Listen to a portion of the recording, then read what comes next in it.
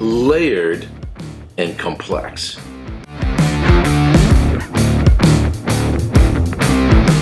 Welcome to another episode of Erik Wait Whiskey Studies, and in this video I'm going to do a review of the Tyrconnell Single Malt Irish Whiskey 16-year-old Oloroso and Moscatel Cask finish. Now, I already reviewed the Tyrconnell, which is sort of, I would say, the foundation for their other Irish whiskeys. A lot of times distilleries, they will have an ex-bourbon cask, right? Might be an aged statement, might be an unaged, non-aged statement, such as this one, but they'll take that bourbon cask and then do a number of other bottlings that they then say spend another year, 18 months, 2 years finishing in other casks. Might be sherry, might be port, might be some other kind of wine cask. So in studying whiskeys and studying core ranges or even those special bottlings, a lot of times I like to begin with sort of the foundation for those other whiskeys by getting familiar with this one, and then see how they have added to that casking with other casks. Glenmorangie, for example, if you're familiar with the Glenmorangie Original, right? That orange, golden orange bottle, that is the foundation or sort of palate for their other whiskeys, such as the La Santa or the Quinta Rubin and their other bottlings.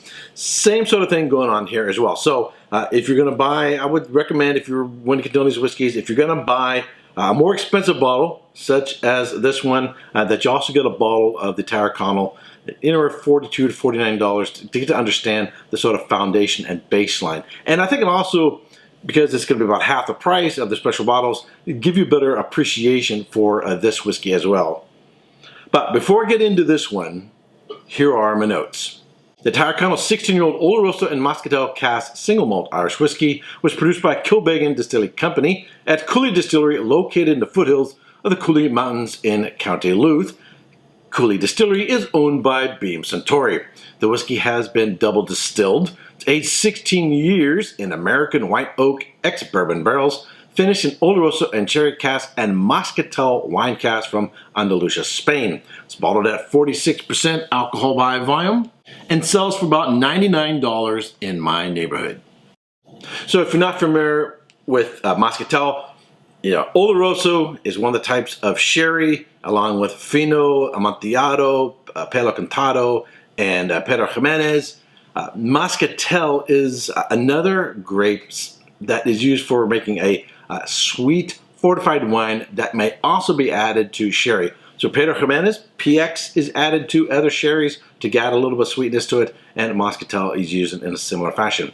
Now, Moscatel is part of a larger grape family. There's many types of Muscat grape. There's a Muscat Petit Grain.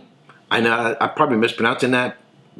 It's a French pronunciation of it. Muscat Alexandra, Muscat Canelli. There's actually a black-skinned Muscat. I mostly see that here in California. A black Muscat is called. So there's a whole range of Muscat grapes. They're all just different clonal variations, different genetic variations of the same family of grapes. And that's what Moscatel is as well. So let's get into this one.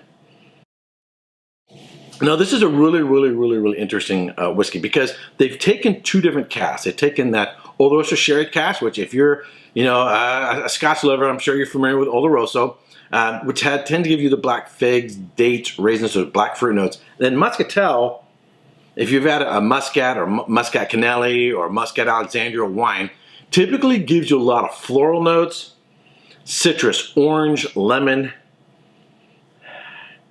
maybe a little bit of peach as well. So on this, I do get the fig, dates, raisins, those dried black fruit notes.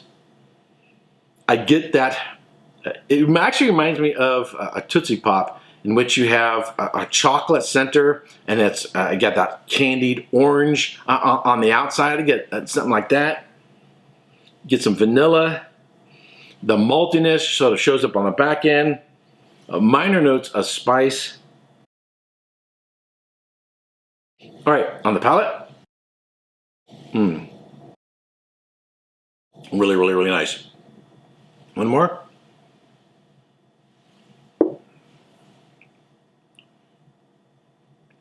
what I love about this whiskey is they've really used two casks.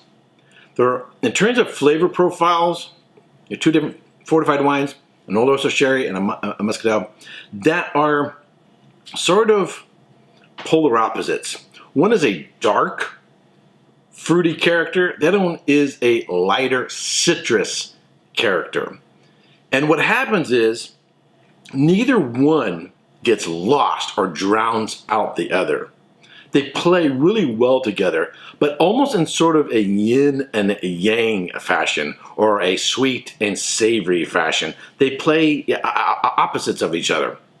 So what you get on the front end, get more of the Oloroso sherry notes, the figs, dates, raisins, get a little bit of lighter caramels, then transitions into a little bit of a chocolatiness, and then goes into the citrus notes.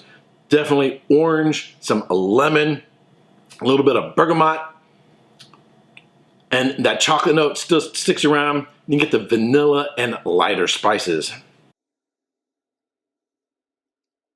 So the range of flavors on this is really huge. It has a huge pendulum swing from one end to the other. A lot of development, a lot of evolution. You can take a sip of this and then just sort of tune out everything else and focus on this whiskey and experience the ride that it takes you on.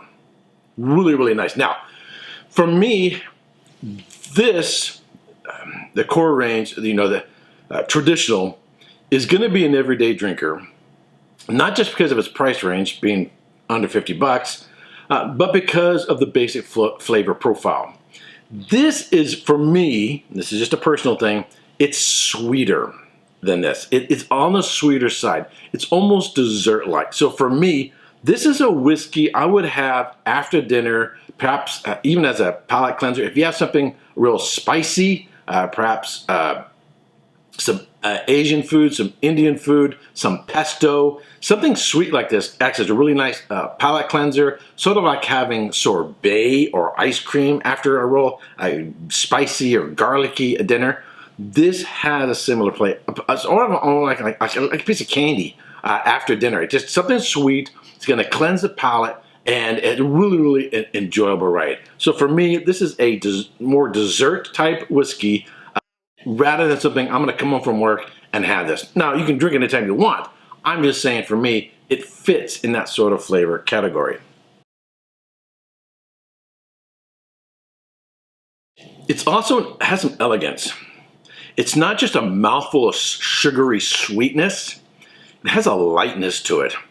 It has some finesse. It is sort of delicate as well.